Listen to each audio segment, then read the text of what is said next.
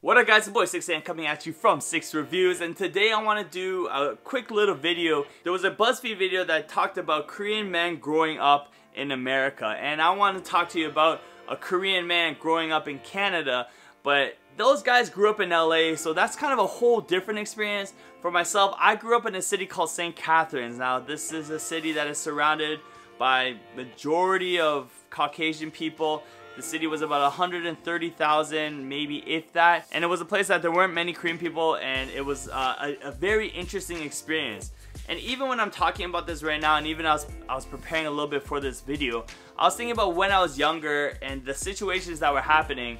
And I didn't instinctively know that they were racist. However, I think racist is a tough word because I don't think they were purposely trying to make me feel bad. However, it just seemed that they're very ignorant in the situation in the city. And I'm hoping that this video can just bring a lot of relatable content to you, a lot of Asians out there, or even if you're not Asian, a lot of immigrants out there. And also if you're not an immigrant, this would also give you content to understand of what it's like to be someone that is, and to not be ignorant of everything around you, but just trying to be more understanding and more loving and more accepting of different cultural identities and different different cultures around you.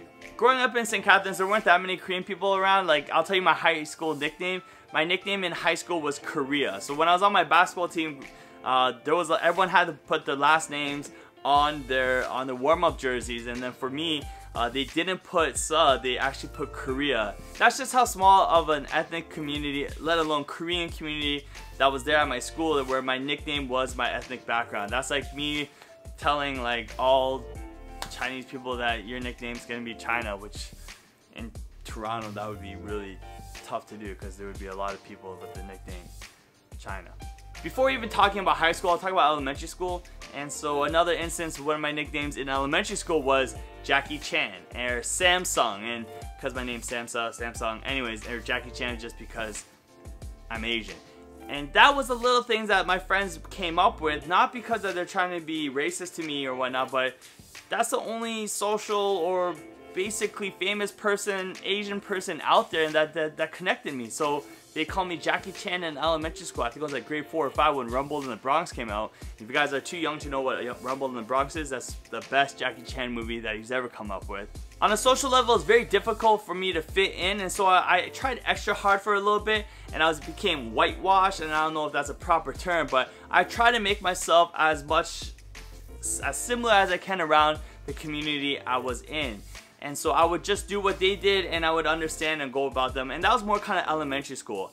However, in high school, I kind of wanted to find my own way, but yet still, I was still in this lost kind of way of not knowing who I was or what I could be like. And this is where I kind of assimilated myself to the African American culture. Now hold up here, I'm not here to tell you guys that I thought I was black or whatnot. However, what I did see is when I saw the minorities really making a movement in the social world. Whether if it was BET, Black Entertainment Television, or whether it was like them in hip-hop and speaking like freely and rapping about different issues or whatnot, it was really interesting to see that, and I really related to that. And I really believe that's the reason why a lot of Asians are into hip-hop and are into basketball, is because we can relate to that, of not being able to fit in and finding our own vibe. But that's what a lot of African Americans have to go through.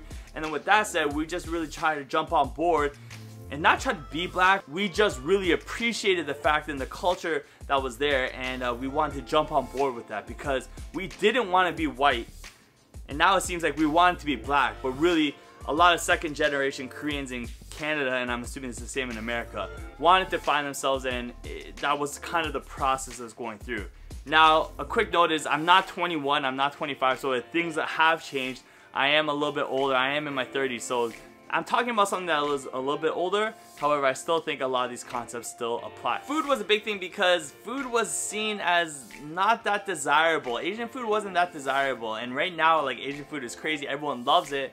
Back in the day, it wasn't like that. I would tell my mom, never ever make me Korean food for lunch, because my friends would say, oh, kimchi smells really bad, and it doesn't have the best smell, but it tastes delicious. Or they would be like, what are you eating? Are you eating spiders? Are you eating dog? Anyways, a lot of bullying was happening because of food, and I was really self-conscious about food, and I actually got in a really big argument with my mom And I told my mom, stop cooking me Korean food. I don't want Korean food when I go to school, because I was embarrassed of that. And if you know any Asian culture, food is a huge part of it. And I'm sure that probably hurt my mom. At the same time, she loved me so much and she wanted to really adapt to her best style, and I told her just to make me sandwiches, and she started making me sandwiches. The funny thing is my mom only knew one kind of sandwich, and it was a Big Mac.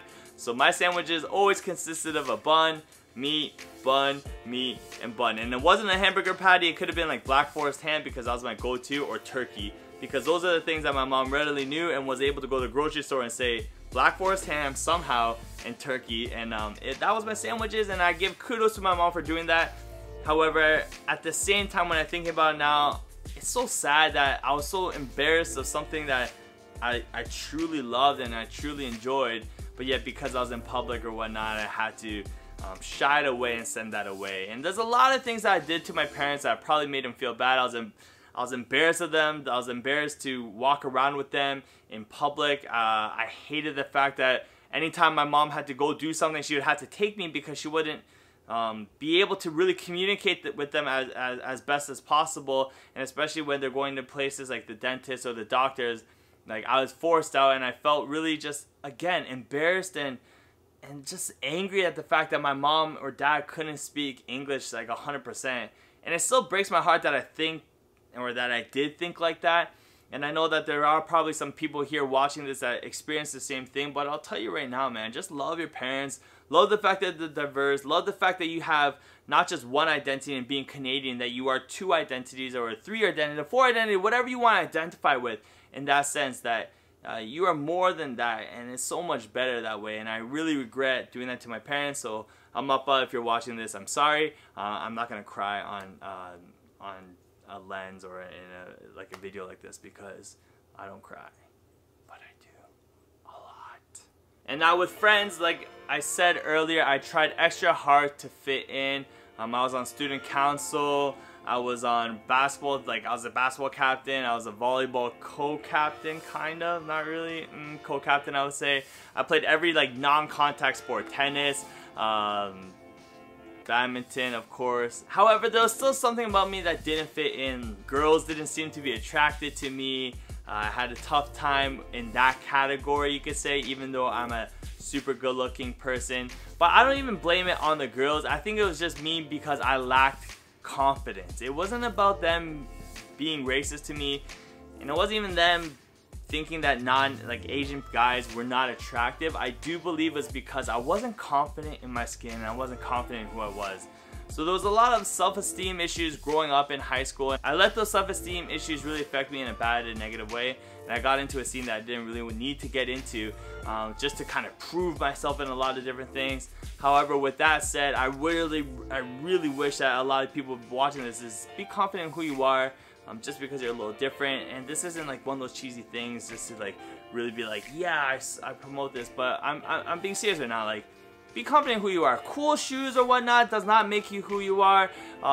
Cool clothes, all these things are all secondary, but just be confident in who you are. And this isn't to say like this is the best ways to get a girl, or this is the best way to get a guy. I'm just saying, for your happiness, for who you want to be confident in who you are, and love the fact that you are who you are. Anyways, there's a lot of different things I could talk about. I don't want to go this video for like about 10-15 minutes, and maybe I'll do a part 2 on this if you guys really want it. Let me know your thoughts and your experiences of being an immigrant or a second gen or whatnot, and living in a different country. Thank you for watching this video. This is not a promo for my clothing line, but this stems a lot from where my clothing line comes from. KYOPO is being Canadian and Korean and putting it in one, and being diverse in that, and celebrating diversity, celebrating the fact that I'm both and not just one. So this is a clothing line that celebrates diversity and loves diversity. Alright? This is your boy SelfEsteem coming at you from 6 Reviews. Nothing to take.